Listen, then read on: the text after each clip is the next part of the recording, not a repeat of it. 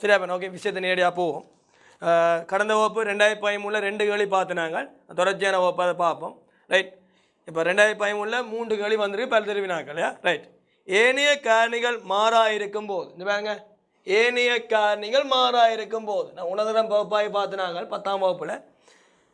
ஏனைய காரணிகள் மாறா இருக்கும் போது விற்பனை விலையில் குறைவும் நிலையான கிரியத்தில் அதிகரிப்பும் ஏற்படும் போது பின்வரும் கூற்றுக்களில் எது சரியானதா இருக்கு?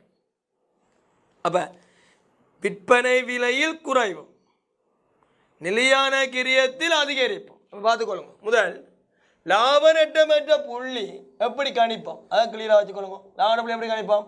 மொத்த நிலையான கிரியத்திற்கு அளவு ஒன்றுக்கான பங்களிப்பு. அப்ப சொல்றான் மொத்த நிலையான கிரியத்தில் அதிகரிப்போம், இது கூடுது.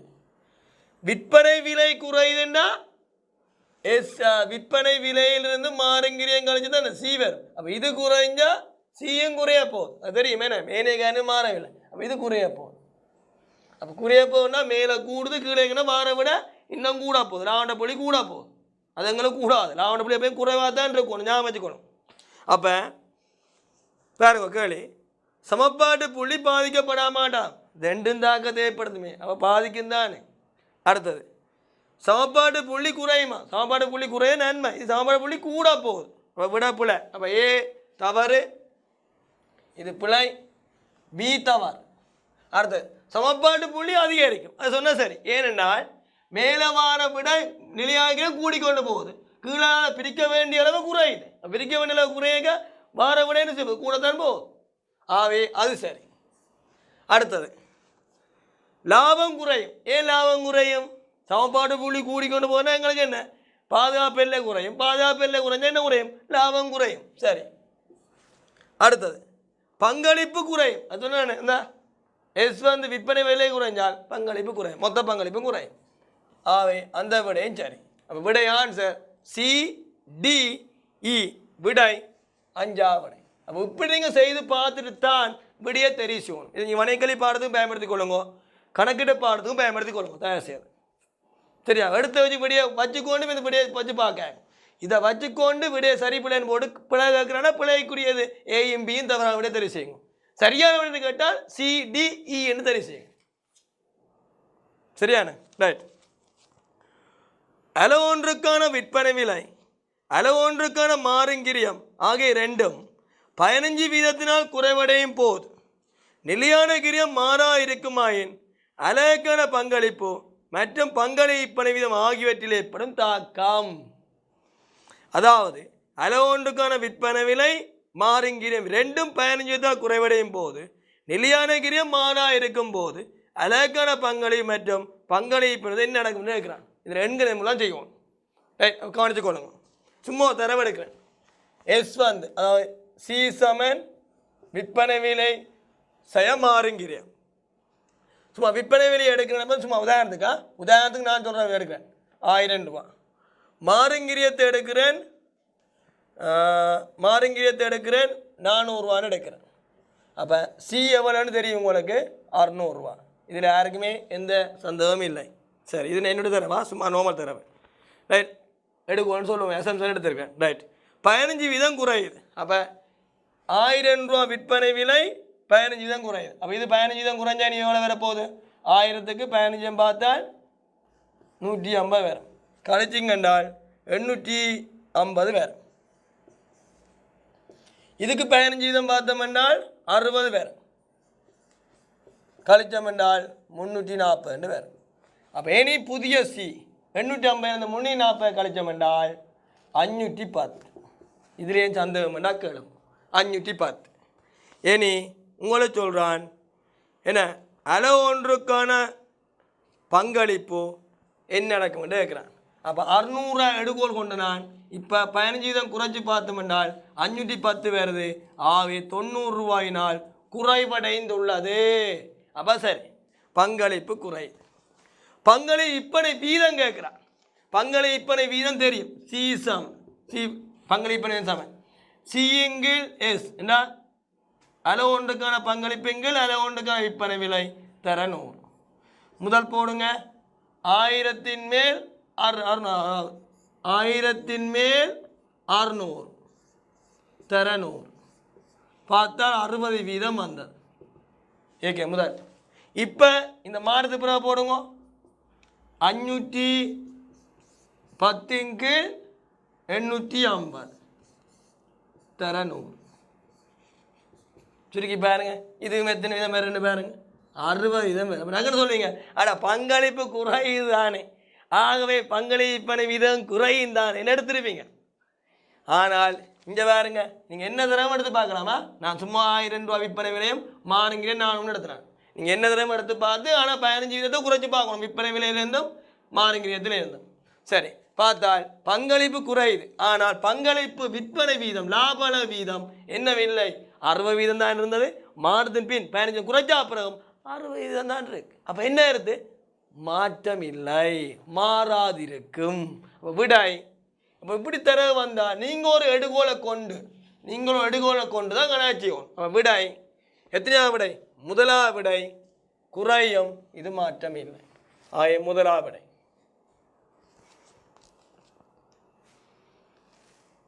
ரைட், அழைச்சிக்கொள்வோம். ரைட், அடுத்தது 2015 ஓஸ்ட். பின்வரும் தகவல்கள் கம்பெனி ஒன்றின் உற்பத்தி செய்யப்படும் உற்பத்தி பொருள் ஒன்றுடன் தொடர்பானவை. நல்ல களிதான், ஸ்டார்ட் பண்ணி வைங்க. நல்ல களி, இந்த களி நல்ல களி.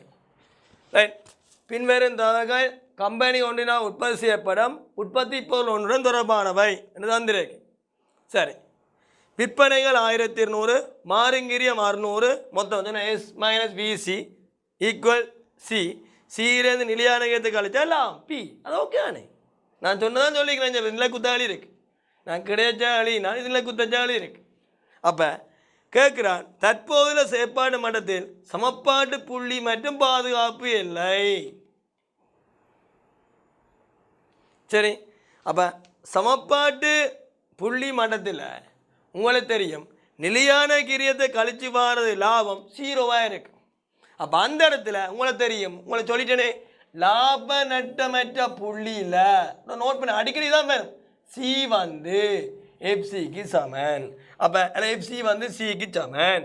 எஃப்சி வந்து உங்களுக்கு தெரியும் 3 சேர் வெட்டி 240,000 சொல்கிறான். அப்போ சி எவ்வளவு? 240,000. எந்த இடத்துல லாப நட்டமற்ற புள்ளியில். அப்போ இது 240,000 சொன்னால் உங்களுக்கு தெரியணும் எங்களுக்கு என்ன பங்களிப்பு விற்பனை வீதம். பங்களிப்பு விற்பனை வீதம் எங்களுக்கு கண்டுபிடிக்கும். அப்போ ஏற்கனவே பாருங்க, விற்பனை 1200 இருக்கேக்க பங்களிப்பு 600 இருக்கு. அப்போ இதை வச்சுக்கொண்டு பங்களிப்பு ரேஷியோ போட்டோம்னால் என்னது 600 1200 தர 100 வீதம் போட்டோம்னு சொன்னால் 50 வீதம். அப்போ இது 50 வீதம் கண்டுட்டோம். அப்போ எங்களுக்கு லாப நட்ட புள்ளி விற்பனை பெருமை கேட்குறாண்டால் இந்த சி எடுத்து இந்த 240,000 தான் லாப நட்ட புள்ளியில் மொத்த பங்களிப்பாக இருந்தால் அது 50 வீதத்துக்கு சமன். ஆகவே 100 வீதம் தான் எது விற்பனை பெறுமதியாக இருக்கும். டபுள் மடங்கு 480,000. 3 சேர் வெட்டி செய்தோம் என்றால் 480,000 ரூபா. இனி கேட்கிறான் பாதுகாப்பு எல்லை பெறுமதி. அது என்ன விஷயம்? எதிர்பார்த்த விற்பனை பெறுமதிக்கும் லாப நட்ட புள்ளிக்கும் இடையே வித்தியாசம். எதிர்பார்த்த விற்பனை பெறுமதி 1200, லாப நட்டமற்ற புள்ளி பெறுமதி 480.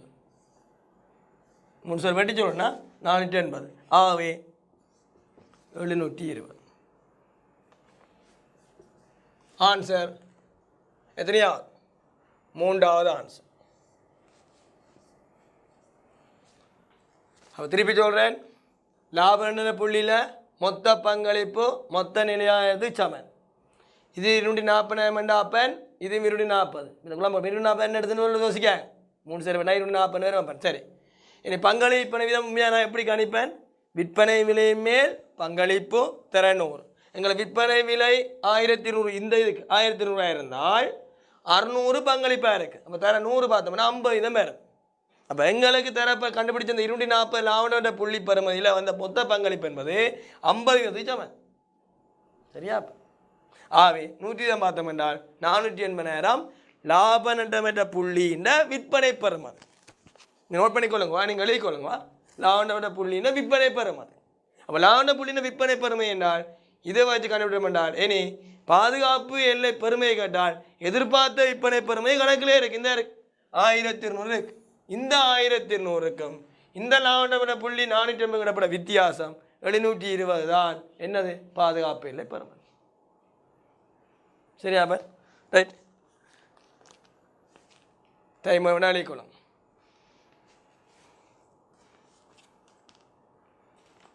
ரைட். 2016 பேப்பர். கிரியம் அளவு லாப பகுப்பாய் தொடர்பில் பின்வரும் கூற்றுக்களில் எவை சரியானவை? நாங்கள் எத்தனை ஆங்கலி திருப்பி வந்திருக்கு? ஏற்கனவே அந்த கேள்வி வந்த கேள்வி சொன்னான். என்ன எத்தனை ஆங்கலி வந்தேன்னு சொன்னான். என்ன சொன்னான்? 2012ஆம் ஆண்டு வந்தது. இப்போ திருப்பி 2016 வந்திருக்கு. ரைட். கிரிய அளவு லாப பகுப்பாய் தொடர்பில் பின்வரும் கூற்றுக்கள் சரியானவை. சமப்பாட்டு புள்ளிக்கு மேல் ஈட்டப்படும் பங்களிப்பானது லாபத்தை கொடுக்கும். சமப்பாட்டு புள்ளிக்கு மேலே இருக்கிற பங்களிப்பு என்ன கருத்து? மொத்த பங்களிப்பு கூடவே இருக்கும். சமப்பாட்டு புள்ளியில் மொத்த பங்களிப்பு நிலையானது சமனாக போயிடும்.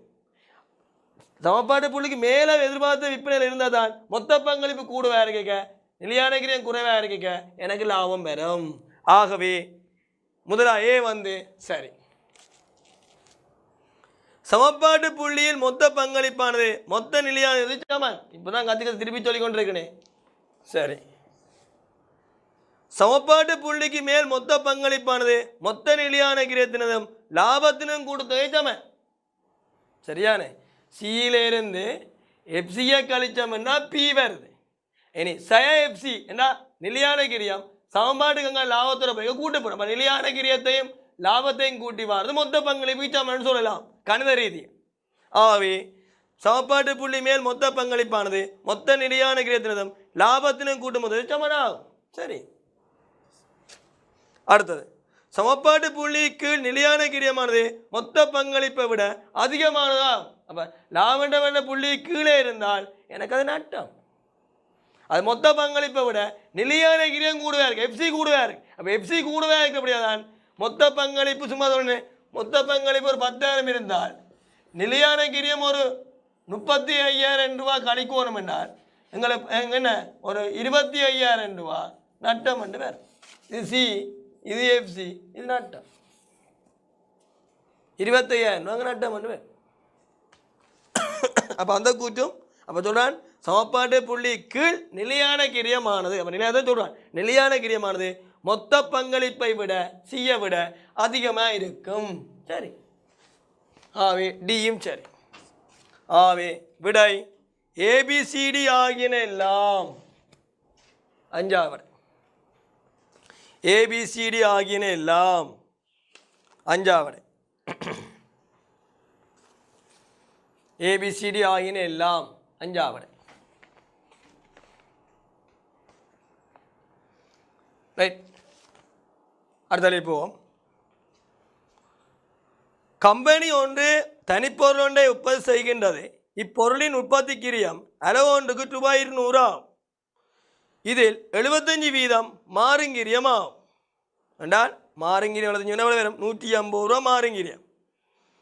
இக்கம்பெனி தற்போது 14 அளவு உற்பத்தி செய்கின்றது. இதன் பங்களிப்பு விற்பனை வீதம் 50% ஆகும்.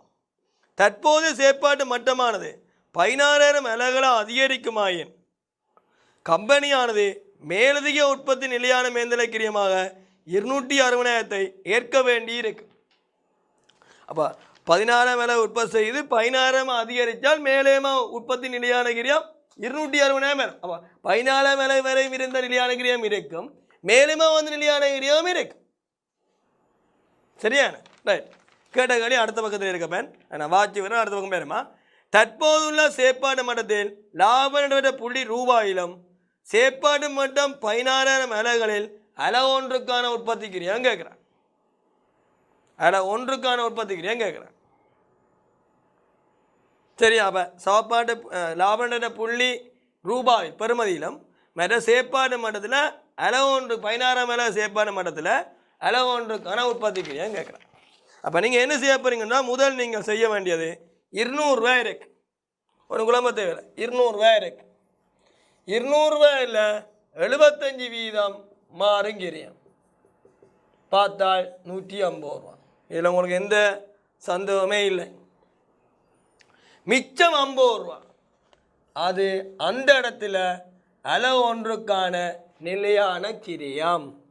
அப்போ எங்களுக்கு 14,000 அலகுல கேட்குறான். 14,000 அலகுல 14,000 அலகுல நீங்கள் என்ன செய்ய போறீங்கன்னு சொன்னால் எங்களுக்கு 50,000 பெருக்கினால் 7 லட்சம் ரூபா வரும்.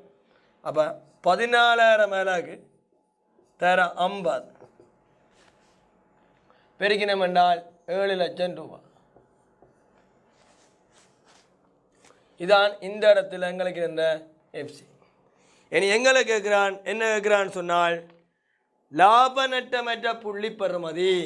அப்போ லாப நட்டமற்ற புள்ளி பெறுமதி கணிக்கிறதுக்கு ஒரு சமன்பாடு இருக்கு. மொத்த நிலையான கிரியத்தின் கீழ் பங்களிப்பு விற்பனை வீதம். பெறுமதி கேட்டான், அலகு கேட்டால் தான் மொத்த நிலையான கிரியத்தின் கீழ் அலகு ஒன்றுக்கான பங்களிப்பு போடுறாங்க. அலகு கேட்டான், பங்களி விற்பனை வீதம் கீழே போட்டான். ஞாபக கோணம் அது பெறுமதின்னு சொல்லி தந்தான். எதிர்பார்த்த லாப விற்பனை பெறுமதிக்கும் அப்படி போடலாம். நிலையான கிரியம் பிளஸ் எதிர்பார்த்த லாபத்திங்கள் பங்களி விற்பனை வீதம். விற்பனை அலகு ஒன்றுக்கான பங்களிப்பாக பிரித்து அலகு ஒன்றுக்கான விற்பனை விலையால் பிறக்கிறது பதிலாக பங்களி விற்பனை வீதம் போட்டுவிட்டோம் என்றால் நேரடியாக பெறுமதி வரும். அப்போ நிலையான கிரியம் கண்டுபிடிச்சிட்டோம். எவ்வளோ வைப்பேன்? 7 லட்சம். பங்களி விற்பனை வீதம் எவ்வளோ வந்திருக்காங்க கணக்கில்? 50 வீதம் வந்திருக்காங்க. அப்போ 50 வீதம் என்றால் 50 பிரிக்கிறோம்னா என்ன 100 50 இங்கே 100 தானே. 100 பிரிக்கிறா தலைவர் மட்டத்துக்கே 100 பெருக்கும். ரைட். பெருக்கி விட்டோம் என்றால் 14 லட்சம் ரூபா வரும். 14 லட்சம் ரூபா வரும். 14 லட்சம் ரூபா வரும். நான் 3 சேர் வட்டி விட இருக்குது. 1400 வரும். 3 சேர் வெட்டி விட இருக்காங்களா 1400 பேர். அப்படியே ஆகே பாவம் 1400 இருக்கு. அடுத்த இருக்கிறான் என்னன்னு சொன்னால் 16,000 அலகுல எவ்வளவு அலகு ஒன்றுக்கான உற்பத்தி கிரியம் கேட்குறான். முதல் 16,000 அலகு உற்பத்தி கிரியம் கண்டுபிடிக்கும். அடிச்சுக்கொள்வோம். 16,000 அலகுல நாங்கள் முதல் ஒரு உற்பத்தி கிரியம் ஆகணும் என்றால் நீங்கள் முதல் நீங்கள் பெறுவீங்க. 16,000 அலகு தர 150 மாறுங்கிரியம். 16,000 அலகு தர உற்பத்தி கிரியம் பெருக்குங்க. 16,000 அலகு தர 150 பெருக்கினீங்கன்னு சொன்னால் 24 லட்சம் ரூபா வரும். அடுத்தது 7 லட்சம் ரூபா நிலையான கிரியம் ஏற்கனவே இருக்கு. 14,000 அலகு வரைக்கும் 16,000 அலகு வரைக்கும் மேலேய நிலையான கிரியம் 2,60,000 ரூபாய் இருக்கும். அவ்வளோத்தையும் கூட்டி விடும். கூட்டிங்கன்றால் 33,60,000 ரூபா வருது. டிசி எங்களுக்கு அரை ஒன்றுக்கான உற்பத்தி கிரியம் கேட்குறான். அப்போ 33,60,000 இது எத்தனை அலகுக்கு? 16,000 அலகு. பிரித்து விட்டீங்கன்னு சொன்னால் 210 ரூபா வரும். சுருக்கி பாருங்க. அப்போ 16,000 அலகுக்கு மாறுங்கிரியம் 150 ரூபா படியப்பன் 24 லட்சம் ரூபா. சரி, பேருந்து 7 லட்சம் ரூபா அது நிலையான கிரியம்னு தெரியும். அது கண்டுபிடிச்சினாங்க என்ன நிலையான கிரியம். ஏன் அந்த 14,000 அலகு தர 50,000 பெருக்கினாங்க. என்ன பேருந்து 14,000 அலகை விட கூடினால் மேலதிக நிலையான கிரியம் 260. அப்போ அவ்வளோத்தையும் கூட்டினால் மொத்த கிரியம் மொத்த உற்பத்தி கிரியம் என்ன 33,60,000. கேட்டாலே மொத்தம் கேட்கல அலகு ஒன்றுக்கான உற்பத்தி கிரியம் 33,60,000 16,000 அலகால பிரித்து விட்டோம்னு சொன்னால் ஒன்றுக்கு 210 ரூபா வரும். அடுத்த பேஜில் விட இருக்க காட்சிப்படுத்த படம் அடுத்த பேஜில் இருக்கு. அடுத்த பேஜை பாருங்க.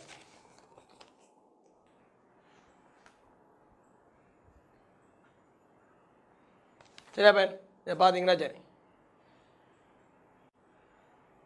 ரைட். எத்தனையா விடையா பேன்? 1400 210 இந்த 2வது விடை இருக்கு. தற்போது செயற்பாட்டு மட்டத்தில் சமப்பாட்டு புள்ளி ரூபாவிலும் செயற்பாட்டு மட்டம் 16,000 அலகுகளில் அலை ஒன்றுக்கான உற்பத்தி கிரியம். அப்போ நான் மொத்த உற்பத்தி கிரியம் கண்டன் 33,60,000. அதை 16ஆம் இலக்குன்னு சொன்னால் ஒரு இலக்க வரும். சரியா? அப்போ ஒரு இலக்க பார்த்தோம்னு சொன்னால் 210 ரூபா வரும். சரி ரைட். 2017 போகிறோம். கிற்கலையே பாருங்க 2017 அண்மை ஆண்டுகளில் வந்த பேப்பர் கிரியன் தொகை லாப பகுப்பாய்வு. சரியா? அந்த கோஸ்ட் வால்யூம் ப்ராஃபிட் அந்த பகுப்பாய்வில் பின்வரும் கிரிய வகைப்படுத்தல் இது மிகவும் பொருத்தமானது. முதல்ல உங்களை சொல்லிட்டேன் ஸ்டார்ட்லே இங்கே நான் காய்க்க போகிறேன். கிரிய நடத்த வகைப்படுத்த அடிப்படையில் வகைப்படுத்தும் போது ரெண்டாவது பேரே காய்க்க போகிறோம். ஒன்று நிலையான கிரியம் மற்றும் மாறும் கிரியம். நிலையான கிரியம் மாறும் கிரியம். விகிதாசார அடிப்படையில் மாற்றமடைந்த வெளியீட்டுக்கேற்ப விகிதாசார அடிப்படையில் மாற்றமடைந்தால் அது மாறும் கிரியம். வெளியீட்டுக்கேற்ப மாற்றம் அடையாது இருந்தால் அது நிலையான கிரியம். ஆகவே விடை மாறும் கிரியமும் நிலையான கிரியமும் 5ஆவது விடை. அப்போ கிரியன் தொகை லாபப்பாய் பின்வரும் கிரிய வகைப்பட இது மிகவும் சரியான விடை, மிகவும் பொருத்தமான விடைன்னு சொன்னால் நாம் வச்சுக்கொள்ளுங்க.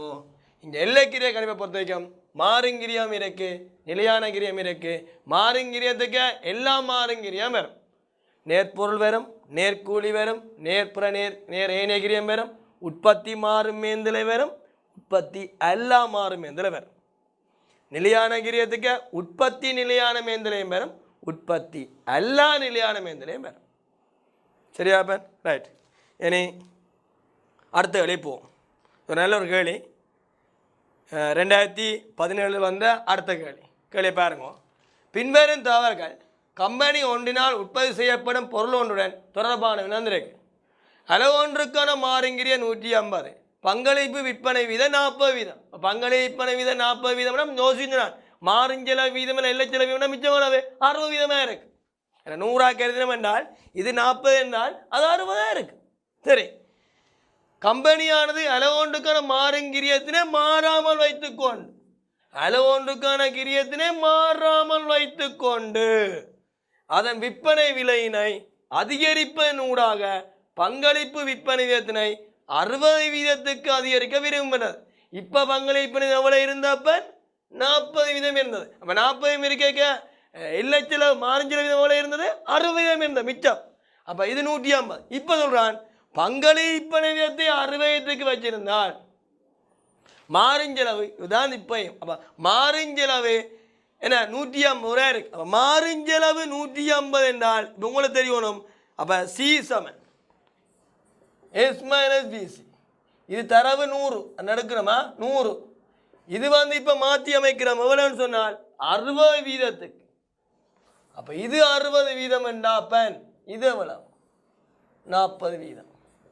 ஒன்றும் குழம்பாங்க. ஆகவே கேட்குறான் 150 ரூபா மாறுஞ்செலவாக இருந்தால் அது 40% சமன். ஆகவே கேட்குறான் விற்பனை விலை கேட்குறான். என்ன கேட்குறான்? இப்பொருளின் புதிய விற்பனை விலை எதுவாக இருக்கும்? புதிய விற்பனை விலை என்றால் அது 100 தானே. அப்போ 100 100க்கு பார்க்குறபடியா 40% போடணும், 40 போடலாமா? 40மே 100 சுருக்கி விட்டோம் என்றால் 375 ரூபா வரும். விடை 5ஆவது விடைன்னு நினைக்கின்றேன்.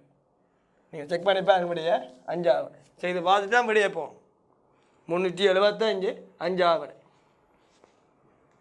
அப்போ கிணறு போய் ஓத்தா பெருசாக இருக்குன்னு யோசிக்கிறீங்க. மற்ற இன்னொன்று விளங்கணும்.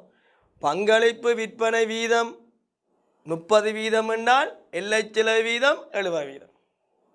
பங்களிப்பு விற்பனை வீதம் 40% என்றால் எல்லை செலவு வீதம் 60% என்று பார்க்குறது. அல்லது எல்லை செலவு வீதம் 20% என்றால் பங்களிப்பினை வீதம் 80%. 100 வச்சுக்கொண்டு ரெண்டையும் பிரிக்கும். எஸ்லேருந்து பிசியை கழிச்சு தான் சி. அப்போ பிசியும் சிஏயும் வச்சுக்கொண்டு தான் பிசியும் சியும் வேறு பங்களிப்பு வச்சுக்கொண்டு தான் நாங்கள் விற்பனை விலை என்றால் விற்பனை விலையிலேருந்து மாறுஞ்செலவை கழிச்சு தான் பங்களிப்பு வேற போகுது. அப்போ இது 60% மிச்சம் 100லேருந்து கழிச்சு விடுறேன். மற்ற ஏதோ அதை கண்டுபிடிக்கிற கழிச்சு விட சரி. இப்போ எல்லை செலவு வீதம் 60% இது 100 இருக்குண்டா, இது 40%. இப்போ போகணும். அப்போ 40% தான் 150 இருந்தால் பங்களிப்பு கேட்டிருந்தால் 60 பேருக்கு. எங்கள் பங்களிப்பு கேட்கல கேட்டது என்னது? விற்பனை விலை என்ன? அப்படின்னா 100 பேருக்கிறேன். எடுக்கோள் 100. விடை 375. ரைட். அடுத்த 2018 காட்சிப்படுத்தப்படுது. எனக்கு வழியை காட்சிப்படுத்தப்படுது. கம்பெனி ஒன்றானது தனிப்பொருள் ஒன்றை உற்பத்தி செய்து அளவு ஒன்றை 50க்கு விற்பனை செய்கின்றது. ரைட், 50க்கு விற்பனை செய்கின்றது. இந்த இருக்கு 2000 மிளகாய் 50 ரூபாய்க்கு விற்பனை செய்யுது. ரைட், பின்வரும் தொகை 2 செயற்பாட்டு மட்டங்கள் தொடர்பான இந்த ஸ்டார்ட்ல 2006 செய்து அந்த கேள்வியா உற்பத்தி செய்யப்பட்ட அலையின் எண்ணிக்கை அளவு ஒன்று கணக்கிறியா. அப்போ நீங்கள் என்ன பக்கத்தில் போகணும், டிசி மொத்தம் போகணும். டிசி பக்கத்தில் போடுங்க மொத்தம் 2000 மிளகாய் 50 பெருங்க பெருக்கினீங்கன்னு சொன்னால் 1,00,000 பேர். அடுத்து 3040 சொன்னால் 120,000 பேர். ரைட், போட்டாச்சு. இனி சின்ன விஷயம் தானே, என்ன செய்ய போகிறீங்க, விசி காண போகிறீங்க. விசி காணக்கு என்ன செய்ய போகிறீங்க, டெல்டா டிசிங்கள் டெல்டா கியூ. டெல்டா டிசி என்ன, இதில் வர மாற்றம். டெல்டா கியூ என்ன, இதில் வர மாற்றம். ரைட், அப்போ 20,000 கீழ் அலகுவல மாற்றம் 1000. சுருக்கிவிடம் என்றால் ஒரு அலகுக்குரிய மாறுங்கிரியம் 20 ரூபா. அதில் உங்களுக்கு எந்த பிரச்சனையுமே இல்லை. இப்போ ஒரு அலகுக்குரிய மாறுங்கிரியம் 20 ரூபா. சரியா பன்? அப்போ ஒரு அலகுக்கு 20 என்றால் கேட்குறான் நிலையான கிரியம் என்ன. அப்போ நிலையான கிரியம் என்ன, ஒன்றும் யோசிக்காங்கோ. இந்த 2000 மிளகாய் 20,000 பெருங்கோ 40,000 பெறுது. அங்கே பாங்க டிசி 1,00,000 இருக்குது. அப்போ 60,000 நிலையான கிரியம். செக் பண்ணி பாங்க. அடுத்தது 3000 இருக்குது. 3000ஐ 20,000 பெருங்கோ 60,000 விசி இருக்குன்றால். ஆனால் அங்கே மொத்த கிரியம் 120 இருக்குன்றால் மிச்சம் 60 நிலையான கிரியம். ஆவே நிலையான கிரியம் என்ன கண்டுபிடிக்கணும் தெரிந்தானே, 2000 அலகுக்கு 20,000 பெருக்கினீங்கன்னால் 40,000 வருது. ஆனால் அதில் வந்த உற்பத்தி கிரியம் 1,00,000 இருக்கு. அப்போ இடப்பட்ட கேபிட்டல் அந்த 60,000 எஃப்சி. அந்த மற்றதான் போட்டு காட்டுங்க நீங்கள். 3020 60,000 வருது. ஆனால் மொத்த உற்பத்தி கிரியம் 120,000 வருது. அப்போ இடப்பட்ட கேப் 60,000. சரி, அடுத்த வழி பாருங்க. சமப்பாட்டு புள்ளி மற்றும் விற்பனைக்கான பங்களிப்பு வீதம் முறையே நோமக்கேளி அழைச்சிக்கொள்வோம். சமப்பாட்டு புள்ளி எப்படி கணிக்கிறது, மொத்த நிலையான கிரியத்தின் கீழ் அளவு ஒன்றுக்கான பங்களிப்பு. ஏன்னா மொத்த நிலையான கிரியத்தின் கீழ் அளவு ஒன்றுக்கான பங்களிப்பு. அப்போ லாப நட்டமற்ற புள்ளி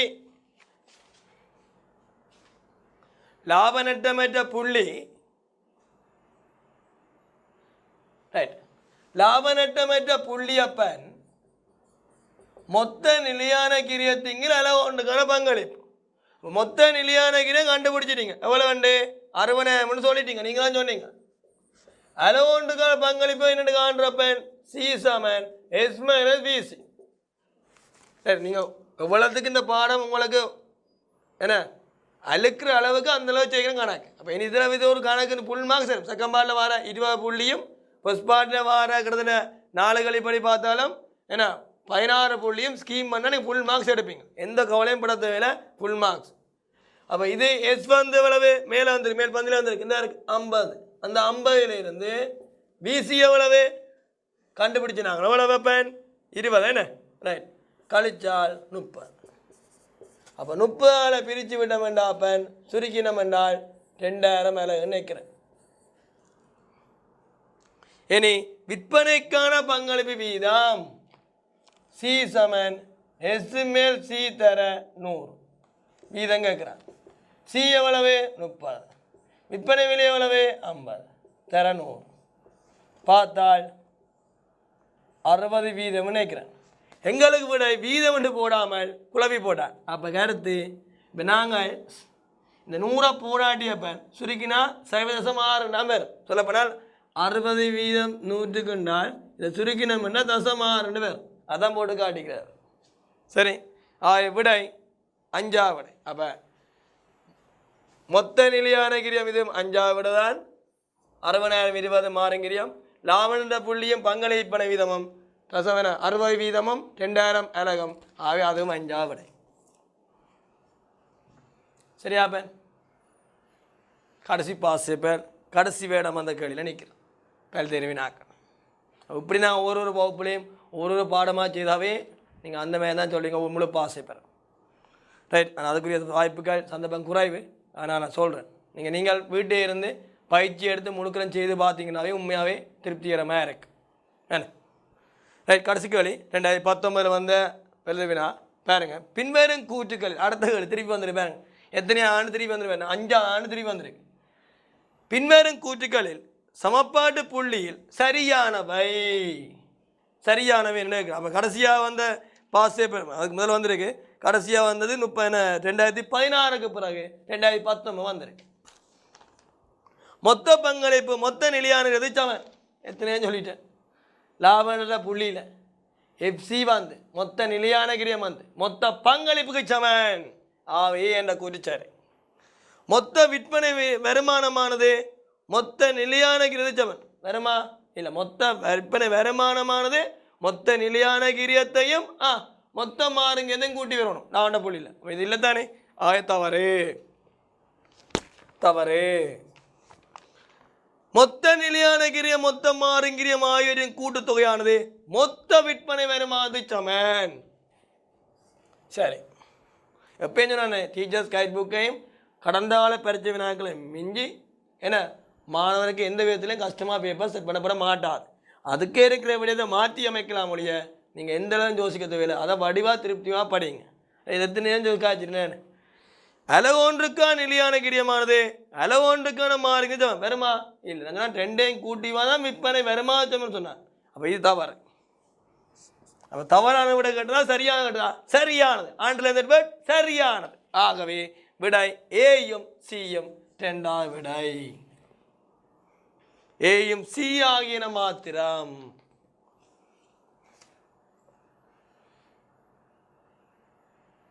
சரியா ரைட் இவ்வளவு தான் பல்வேறு வினாக்களுக்கு வந்தார் இனி சக்சர் வினான்னு சொன்னால் 31 தொடக்கம் 50 வினாக்களுக்கு வந்திருக்கு அது அடுத்த பேஜில் இருக்கு பார்ப்போம் தொடர்ந்து ரைட் அதில் முன்னுக்கு ஒரு கேள்வி ஒன்று போடணும் அப்போ அதை எழுதிக்கொள்ளுங்க 2006ஆம் ஆண்டு தான் எழுதிக்கொள்ளுங்க லாப நட்டமற்ற புள்ளி பகுப்பாய்வின் எடுகோள்களை குறிப்பிடுக லாப நட்டமற்ற புள்ளி பகுப்பாய்வின் எடுகோள்கள் இது முக்கியம் எழுதிக்கொள்ளுங்க லாப நட்டமற்ற புள்ளி பகுப்பாய்வின் எடுகோள்களை குறிப்பிடுக லாப நட்டமற்ற புள்ளி பகுப்பாய்வின் எடுகோள்களை குறிப்பிடுக எடுகோளை குறிப்பிடுக வெளிக்கொள்ளுங்க 1 கிரியத்தினை நிலையான கிரியம் மாறுங்கிரியம் என வகைப்படுத்த முடியும் கிரியத்தினை நிலையான கிரியம் மாறுங்கிரியம் என வகைப்படுத்த முடியும்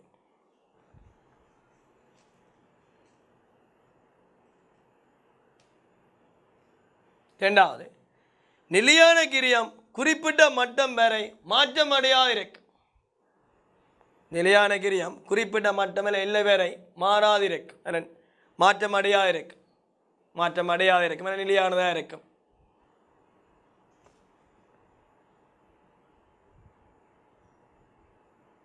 அடுத்து அளவொன்றுக்கான விற்பனை விலை மாறாதிருக்கு அந்த அவளை மட்டும் அளவொன்றுக்கான விற்பனை விலை என்ன செய்யக்கூடாது மாறக்கூடாது அதே மாதிரி அளவொன்றுக்கான மாறுங்கிரியம் மாறாதிருக்கு 20,000 விற்கிறேன்னா அதில் 1000 மேலாக ஒரு விலைக்கும் மிச்சம் 5,500 விலைக்கும் மிச்சம் மாற 8,000 மிச்சம் அப்படி விற்கலாம் அது விளைவிக்கணும் அப்போ அளவொன்றுக்கான விற்பனை விலை மாறாயிருக்கும் அளவொன்றுக்கான மாறுங்கிரியம் மாறாதிருக்கும் அளவொன்றுக்கான மாறுங்கிரியம் மாறாது மொத்த மாறுங்க தான் மாறும் சொன்னான் அளவொன்றுக்கும் மாறாது சரி இது அந்த சமப்பாட்டு புள்ளி பகுப்பாயின் எடுகோள்கள் ரைட் இனி விஷயத்தை போவோம் கேள்வி பாருங்க ரைட் 2006ஆம் ஆண்டு காட்சிப்படுத்தப்படுது உற்பத்தி கம்பெனி ஒன்றின் சமப்பாட்டு புள்ளி கீழ் கொண்டு வருவதற்கான 2 வழிகளை குறிப்பிடுக எப்பயும் சமப்பாட்டு புள்ளியை கூட கொண்டு போன்னு வேற அவருக்காங்க கேள்வி லாப நட்ட புள்ளியை குறைப்பதற்கு எடுக்க வேண்டிய நடவடிக்கை அப்போ லாப நட்ட புள்ளி எப்படி கணிப்போம் இதான் லாப நட்ட புள்ளி கணிக்கிறது வைங்க, ஒரு விஷயம் இல்லை. சி எப்படி கணிக்கோணும்? சரி, இதை குறைக்கணும் என்றால் ஞாபகம் வச்சுக்கொள்ளுங்க. எப்போ எங்கள் நன்மை என்றால் விற்பனை விலையை கூட்டணும், செலவுகளை குறைக்கும். லாப விலை புறையினாங்கள் பாதுகாப்பிலை கூடி லாபம் கூட போகும். அப்போ எப்போ நாங்கள் லாப விலை புள்ளியை குறைக்க தான் பார்க்கணும். அப்போ அதுக்கு என்ன செய்யணும்? சிம்பிளாக சொல்லுங்க, விற்பனை விலையை அதிகரிக்கணும், கிரியங்களை குறைக்கும். கிரியங்களை குறைக்க எத்தனை கிரியம் இருக்குது? மொத்த நிலையான கிரியம் இருக்குது, அளவோண்டுக்கான மாறுங்கிரியம் இருக்குது. அப்போ மொத்த நிலையான கிரியத்தை குறைக்க வேண்டும், அளவோண்டுக்கான மாறுங்கிரியத்தை குறைக்க வேண்டும், அளவோன்றுக்கான விற்பனை விலையை அதிகரிக்க வேண்டும். அப்போ லாப புள்ளியை குறைப்பதற்கு மேற்கொள்ள வேண்டிய 2 வழிகள். அதிகரிப்புன்னு நடமைக்கப்பட்ட எதிர்பார்க்கணும். அதிகரித்தா லாபம் குறையும், அது கம்பெனிகளுக்கு பாதிப்பு, உற்பத்தி கம்பெனிகளுக்கு பாதிப்பு. அப்போ கம்பெனி என்ன யோசிக்கும்? லாப புள்ளியை குறைய வச்சிருக்கணும். அப்போ லாபம் அவருக்கு எதுக்கு எதிர்பார்க்குற கூட கூட லாபம் கூட கிடைக்கும். சரி, படிக்கணும். ஒன்று ரைட், ஒன்று விளங்கும். ஏகே நோட்ஸ் பார்த்து நாங்கள் இது ஏற்கனவே நான் டூரில் முன்னுக்கு பார்க்க ஸ்டால்கிட்ட பார்க்க பார்த்து நாங்கள் இப்போ அதை கொண்டு நிவேன் பாசிபிளில் போகிறோம். விளங்கும். ஒன்று, அளவோன்றுக்கான விற்பனை விலையை அதிகரிக்க வேண்டும், அளவோன்றுக்கான விற்பனை விலையை அதிகரித்தல் வேண்டும். அடுத்து, அளவோன்றுக்கான மாறுங்கிரியத்தை குறைத்தல் வேண்டும், அளவோன்றுக்கான மாறுங்கிரியத்தை குறைத்தல் வேண்டும். மூன்றாவது, மொத்த நிலையான கிரியத்தை குறைத்தல். சரியா? அப்போ உற்பத்தி கம்பெனியின் சமன்பாடு புள்ளிக்கு கொண்டு 2 வழிகள். ஒன்று சொன்னதானே, மொத்த நிலையான கிரியத்தை குறைத்தல், அளவோண்டுக்கான விற்பனை விலையை அதிகரித்தல், என்ன அளவோண்டுக்கான மாறுங்கிரியத்தை குறைத்தல். சிம்பிளா ஞாபகம், வருமானத்தை கூட வச்சிருக்கணும், செலவினங்களை குறைய வச்சிருக்கணும். மொத்த நிலையான கிரியம் குறைய இருக்கணும், அளவோண்டுக்கான மாறுங்கிரியம் குறைவாக இருக்கணும். வருமானம் என்றால் விற்பனை விலை, அளவோண்டுக்கான விற்பனை விலை அதிகரிக்க வேண்டும். ரைட். அடுத்ததை பாருங்க. பின்வரும் தகவலை கீழேறப்புள்ள லாபத்தொகை பெறப்படுறது குறிப்பதன் மூலம் சமன்பாட்டு புள்ளியை குறித்து காட்டலாம். ஒரு படம் தந்துருக்கு எங்களுக்கு, அதில் குறித்து தந்துக்கலாம். ரைட். 0 அலகு 30, இந்த 0 அலகில் 30. அடுத்தது 35 அலகு இருக்கைக்கு 50, என்னவா 35 அலகு இருக்கைக்கு 50 லாபம். அப்போ 50 லாபம் என்றால் உங்களுக்கு தெரியும் 35 அலகு 30க்கும் 40க்கும் இடப்பட்டது. என்ன 30க்கும் 40க்கும் இடப்பட்டது. என்ன 30க்கும் 40க்கும் இடப்பட்டதுன்னு சொன்னால் இந்த இடத்துல வரும், அதுக்கு நேராக இந்த இடம். அப்போ இப்போ நேராக இருந்தீங்களா? சரி, இதுதான் அந்த லாப கூட இருக்கு. சரி, இதெல்லாம் படிச்சிங்க. இந்த இடம் என்ன புள்ளி? லாபல வரப்படுறது படிப்பிச்சு நான் லாப நட்டமற்ற புள்ளி. இது இவ்வளவு எங்களுக்கு என்ன நட்டம், என்ன நட்ட பகுதியில் நிலையான கிரியம். இதை நீ குறித்து காட்டிங்கன்னு சொன்னால் என்ன அந்த 35 வந்த லாபம். சரியான? அப்போ உங்களுக்கு எந்த பிரச்சனையுமே இல்லை. இது லாப அளவு வரைபடம். அப்போ லாப அளவு வரைபடத்தில் அப்போ உங்களுக்கு 0 விலையில் 30 நட்டம். அப்போ உற்பத்தி 0 நாங்கள் ஒரு செலவு இருக்குது. நோட் பண்ணிக்கோ. உற்பத்தி 0 இருக்கும்போது நிலையான கிரியம் இருக்கு, மாறுங்கிரியம் இருக்காது. அப்போ நிலையான கிரியம் தான் ஈஸியாக இருக்கப்போ. நோட் பண்ணி வைங்க. உற்பத்தி 0 இருக்கும்போது அப்போ அங்கே இருக்க போகிறது என்ன எஃப்சி மட்டும்தான் இருக்கப்போ. ஏன்னா டிசி சமன் எஃப்சி ப்ளஸ் பிசி விகிதாசாரத்துக்கு இப்போ மாற்ற முடியாது. பிசி 0, எஃப்சி தான் இருக்க போது 30, ஆகவே 30. நோட் பண்ணி வைங்க. அப்போ உற்பத்தி 0 இருக்கும்போது நிலையான கிரியம் இருக்கு, மாறுங்கிரியம் இருக்கா? சரி, ஆகவே இந்த படத்தை விட சரி, இவ்வளோதான் விஷயம். வேறு ஒன்றும் கேட்கலாம். இந்த கோட்டை விட சரி. இது என்ன வரைபடம்? அப்போ லாபல வரைபடம். லாபல வர கோடு கிடையச்ச வெட்டும் புள்ளி, லாப நட்டமற்ற புள்ளி. சரி, அடுத்த கேள்வி. சமன்பாட்டு புள்ளியை கணிக்க பயன்படுத்தப்படும் எடுகோலின் விளைவாக, எடுகோல்னா அந்த அசம்சன் எடுகோலின் அடிப்படையில் சமன்பாட்டு புள்ளியை மிக சரியாக கணிக்க முடியாது. இந்த கூட்டு சரியா அப்படின்னு ஏன்னால் அதான் சொல்கிறேன். என்ன சொன்னேன்? 20,000 மேலே உற்பத்தி விற்பனை செய்யறால் அந்த 20,000 மேலேக்கு நான் கடையில் என்ன செய்யக்கூடாது, விற்பனை விலை ஒன்றைத்தான் இருக்கும். கூடையும் கொடுக்கலாம், குறையையும் கொடுக்கலாம். சொல்லுவாங்க. அப்போ அதே ஒரு எடுகோல் என்பதை கணிக்க முடியாது என்பது அது சரியான விடை. அவை சரி. பின்வரும் சமன்பாட்டு புள்ளி வரைபடத்தில் ஏபிசிடி என்பதனால் கருதப்படுவை எவை என்பதை குறிப்பிடுங்க. அப்போ எவை என்பதை குறிப்பிடுங்க. சமன்பாட்டு புள்ளி வரைபடம். இதை நீங்கள் படித்தீங்க, ஞாபகம் இருக்கும் தெரியா? இந்த நிலையான கிரியம் இல்லாமல் கீறினால் நான் சொன்ன தந்தேன் அதில் மாறுங்கிரிய கூட கீறியிருப்பேன். சரியா? அதை சொல்லுது பங்களிப்பு வரைபடம். சரி, வந்துருக்கு பாருங்க. பாஸ்வேப்பில் எந்த ஆண்டு வந்திருக்கு? 2007ஆம் ஆண்டு வந்திருக்கு பங்களிப்பு வரைபடம். சரி, குறிப்பா ஏ எழுதிக்கொள்ளுங்க. ஏ மொத்த மாறுங்கிரிய கோடு. ஏ மொத்த மாறுங்கிரிய கோடு. ஏ மொத்த மாறுங்கிரிய கோடு. நான் விசின்னு போகிறேன், நீங்கள் பிள்ளைங்க மொத்த மாறுங்கிரிய கோடு. பி பாருங்க, இதுலேருந்து தொடங்குன்னா இது வரைக்கும் ஒரு எஃப்சி ஒன்று இருக்கு. ஆவே பி டிசி கோடு, மொத்த கிரிய கோடு. பி மொத்த கிரிய கோடு, மொத்த கிரிய கோடு. சி விற்பனை வருமான கோடு. எஸ் விற்பனை வருமான கோடு. நீங்கள் விற்பனை வருமான கோடு எழுதுங்கவா, விற்பனை வருமான கோடு. டி இங்கே பாருங்க, டி குறிச்சிருக்கு. இந்த லாபன்ற புள்ளி மேலே தான் எனக்கு லாபம் பெறும். இது லாப பகுதி. அப்போ கீழ்ப்பகுதி என்ன? பங்களிப்பு குறைவாக நிலையான கிரியம் கூடுதலாக போகுது. அப்போ நட்ட பகுதி. இது நட்டம்னு சொல்லுவோம். அப்போ நட்ட பகுதி, நட்ட பகுதி, நட்ட பகுதி, நட்ட பகுதி, நட்ட பகுதி.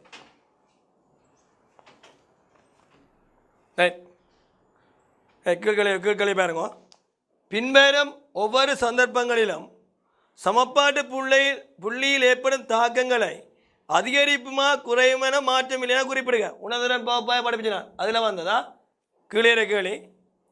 விற்பனை விலையில் அதிகரிப்பு சமப்பாட்டு புள்ளியில் ஏற்படும் தாக்கம். இந்த சாமான் ஞாபகம் எஃப்சி இங்கே சி தானே. அப்போ எங்களுக்கு விற்பனை விலையை என்ன செய்யணும்னா அதிகரிக்கிறோம். அப்போ எஸ்ஸை கூடினால் நான் சொன்னால் பங்களிப்பு கூடும். அப்போ பங்களிப்பு கூடுதுனால் கீழே போகிற அளவு கூடேக்க வார விட என்ன செய்யும்? நிலையானவே மாறாது. அப்போ வார விட என்ன செய்ய போகுது? என்ன இது ஒரு பிரிக்க கேட்பேன். இது வந்து கூட வரும், கூட வந்து பிரிக்க வார விட குறைய போகுது. அப்போ குறையும். அப்போ குறையும் என்ன போடும்? குறையும் என்ன போடும்? விற்பனை தொகையில் அதிகரிப்பு. அப்போ அந்த 2007ஆம் ஆண்டில் முதலாவது விற்பனை விலை அதிகரிக்கும் போது சமப்பாட்டு புள்ளியில் ஏற்படும் தாக்கம் என்ன செய்ய போகுது? லாவண புள்ளியில் ஏற்படும் தாக்கம் என்ன செய்ய போகுது? குறையும். விற்பனை தொகையில் அதிகரிப்பு பார்த்தினா உணர்ந்த பாப்பாயில் பார்த்தினா விற்பனை தொகை விற்கிற அளவு கூட்டி எடுக்க சமப்பாட்டு புள்ளி ஏற்படும் தாக்கம் மாற்றம் இல்லை, மாற்றம் இல்லை. ஏன்? விற்பனை அழக மாற்றி அமைச்சால் இந்த லாபன்ற புள்ளி பாதுகாப்பு எல்லையில மாறும். எங்கள் பாதுகாப்பு எல்லை கேள்வி எங்களுக்கு லாபன்ற புள்ளி மாறுமா? அதாங்க லாபன்ற புள்ளி மாறுமா? இல்லை, மாற்றம் இல்லை. கீழ்கேளியை பாருங்க. கீழ்கேளி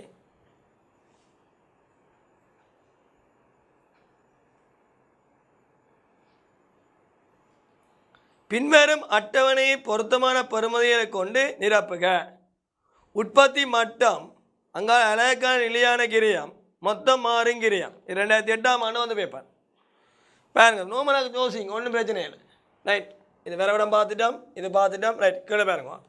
இது டேஷ் பண்ணி உற்பத்தி மட்டம் அங்கே அழகான நிலையாக 40 வந்திருக்கு. அங்கால மொத்தம் மாறுங்கிற 4000 தந்திருக்கு. இது 100 உற்பத்தி மட்டம் தந்திருக்கு. 32 அழகான நிலையாகிறேன். அப்போ மொத்த நிலையான கண்டுபிடிக்கலாம். என்ன கண்டுபிடிப்பீங்க? 100 தர 32. அப்போ 3200. அப்போ 3200 தான் எஃப்சியா இருக்க போகுது. சரியா? 3200 தான் எஃப்சியா இருக்க போகுது. அப்போ 30 மடம் கண்டுபிடிக்கலாம். மொத்த நிலையான கிரியம் மாறாது, ஆனால் அளவொன்றுக்கான நிலையான கிரியம் மாறும். ஆகவே எங்களுக்கு அளவொன்றுக்கான நிலையான கிரியம் 40 வந்திருந்தால் அங்கே இருக்க போகிற அளவு சுருக்கி விட்டீங்கன்றால் 80 அலை. அப்போ இது 80 அலை. இனி அளவு ஒன்றுக்கான மாறுங்கிரியம் என்ன செய்யாது? மாறாது. அப்போ அளவு ஒன்றுக்கான மாறுங்கிரியம் பாய்க்க இது 4000 வந்தது 80 இலைக்குன்றால் ஒரு இலையை சுருக்கி பார்த்தீங்கன்னால் 50 ரூபா வரும். இனி எங்களுக்கு இதில் மொத்தம் மாறுங்கிரியம் 100 இலைக்கு சின்ன விஷயம் 100 தர 50 ஐயா. 5000 ரூபா. பாருங்க எப்படி கேடி ஐடியா வருது.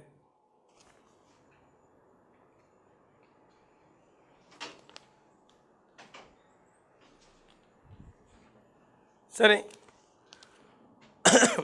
உற்பத்தி மட்டம் அதிகரிக்கும் போது அடுத்த வேலை போடுமா, உற்பத்தி மட்டம் அதிகரிக்கும் போது மொத்த மாறுங்கிரியம் அலகுக்கான மாறுங்கிரியம் ஆகிய இரண்டும் அதிகரிக்கும்.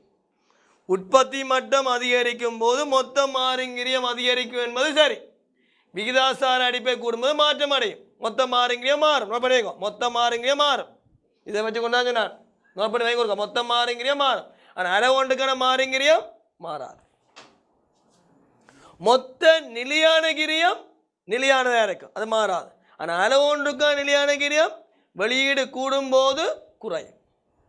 சொன்ன டூரு கூப்பிடுங்க, 50 சீட் இருந்தாலும் 30 பேராக வந்திருக்கோம்னா மெட்டாக்கெல்லாம் கூப்பிடுவோம், வாங்க வாங்க. அப்போ எங்களுக்கு ஒன்றுக்கான கோர்ஸ் குறையும், அளவு ஒன்றுக்கான நிலையான கிரியம் குறையும். சரி, ஆகவே கேட்கிறான் மொத்த மாறுங்கிரியம் அளவு மாறி ரெண்டும் அதிகரிக்கும். அப்போ தவறு, ரெண்டும் அதிகரிக்கும். எது கூடும்? மொத்த மாறுங்கிரியம் கூடும், ஆனால் அளவு ஒன்றுக்கான மாறுங்கிரியம் அது மாறாது. அப்போ தவறு, பிழையானது, பிழையானது, பிழையானது. ஏனைய காரணிகள் மாறா உள்ள நிலையில் விற்பனை தொகை அதிகரிக்கும் போது சமப்பாட்டு புள்ளி மாற்றம் அடைவதில்லை. உணர்தல் பாப்பாயம். ஏனைய காரணிகள் மாறா உள்ள நிலையில் விற்பனை தொகை விலையே சொல்ல விற்பனை தொகை விற்கிற அழகு மாற்றி அமைச்சால் 100 அழகு 150 மாற்றி அமைச்சால் எங்கள் லாமட்ட புள்ளியில மாற்றம் அடைவதில்லை. அவனும் சொல்லிக்கிறான் மாற்றம் அடைவதில்லை. அப்ப சரிதானே, மாற்றம் அடையும் சொல்லியிருந்தா அதை குறித்து தவறு. மாற்றம் அடைவதில்லை, மாற்றம் அடைவதில்லை. ஆக சரி. 2008 அடுத்த பக்கம், அடுத்த பேஜில் அடுத்த வேலையை பார்ப்போம். அடுத்த பேஜ்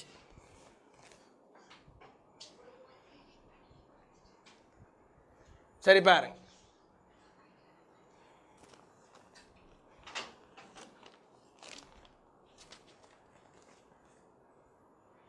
பின்வரும் வரைபடமானது ஒரு கம்பெனியின் விற்பனை வருமான கிரியங்களை காட்டுகின்றது. அப்போ இது என்ன வரைபடம் நோட் பண்ணி வைங்க.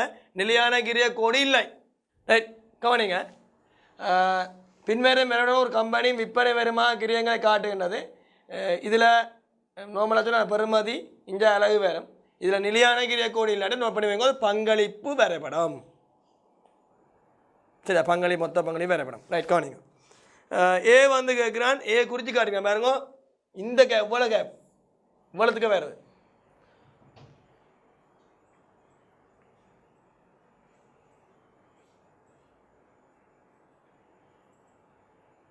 சரியாப்ப இந்த இவ்வளோ கேப்புக்கே மாறுது. அப்போ இவ்வளோத்துக்கே மாறுண்டாம். வருமானத்திலிருந்து மாறுங்கிறது கழிச்சால் அது உங்களுக்கு தெரியும் தானே. கழிச்சால் இது என்னது? சி தானே. அப்போ போடுங்க பங்களிப்பு. பங்களிப்பு மொத்த பங்களிப்புன்னு சொல்லலாம். அடுத்த பிஏ பாருங்க. பி குறிச்சிக்கிறா மொத்த கிரியமும் இந்த மொத்த மாறுங்கிரியம். மொத்த மாறுங்கிரியம் இதுக்கே இருக்கும். அப்போ இடம் இல்லாமல் இருக்குது என்னது? சமாந்தரமாக இருக்கு.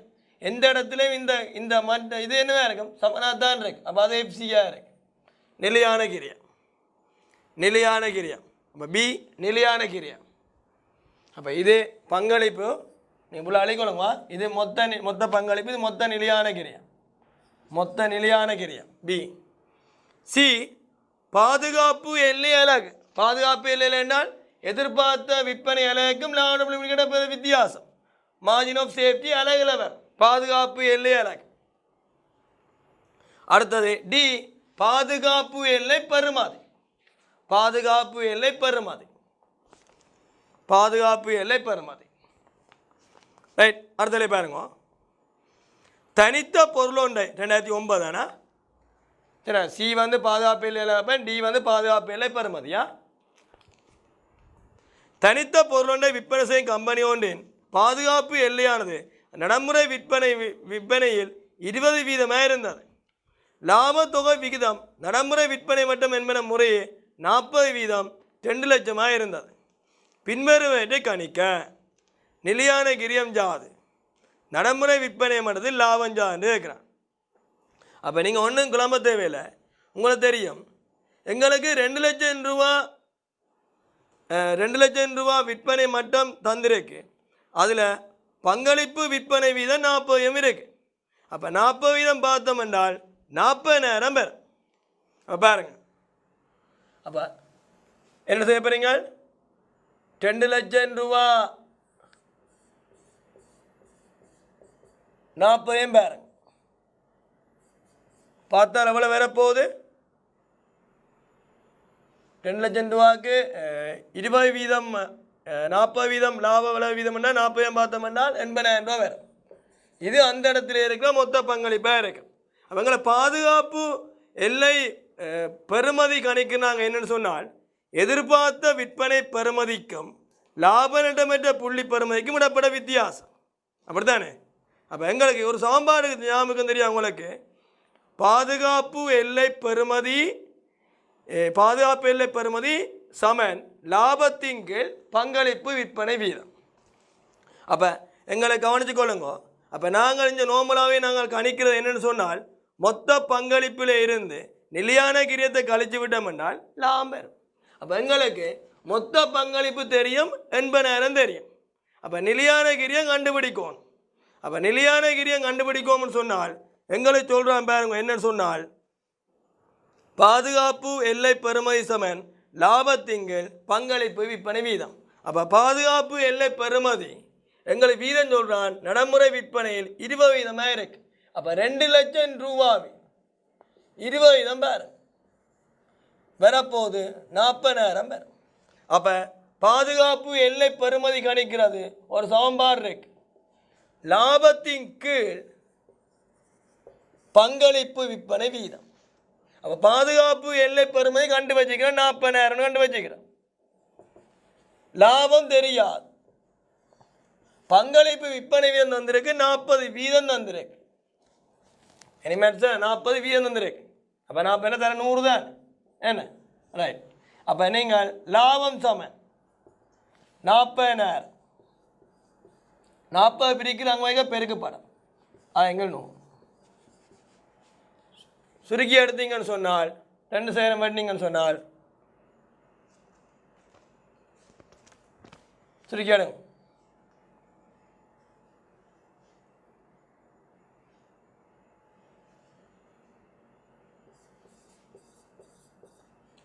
$16,000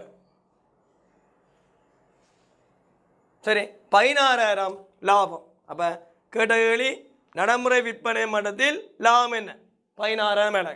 சரி, இனி உங்களுக்கு தெரியும் மொத்த பங்களிப்பிலிருந்து நிலையான கிரியத்தை கழிச்சோம் என்றால் லாபம் வரும். மொத்த பங்களிப்பு தெரியும், எவ்வளோ கண்டு வச்சுக்கிறேன்? 80,000 கண்டு வச்சுக்கிறேன் மொத்த பங்களிப்பு.